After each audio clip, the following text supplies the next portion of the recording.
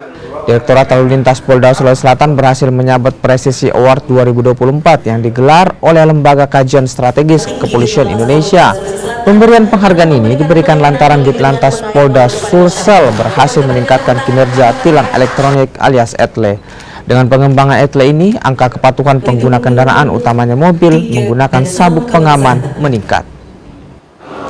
Kami sebulan ini melakukan riset bagaimana penerapan ETLE ya di berbagai Polda ya, termasuk kami lihat di ETLE di Polda Sulawesi Selatan. Kami lihat kemarin banyak terobosan baru, banyak inovasi-inovasi baru untuk seluruh anggota lalu lintas baik di Polda maupun yang di wilayah, tetap berikan pelayanan kepada masyarakat ya, apapun keluar masyarakat tolong dijembatani, dibantu, khususnya masyarakat yang akan menggunakan jalan raya dan masyarakat yang lainnya yang mungkin perlu bantuan kepolisian supaya rekan-rekan di jajaran proaktif memberikan pelayanan kepada masyarakat.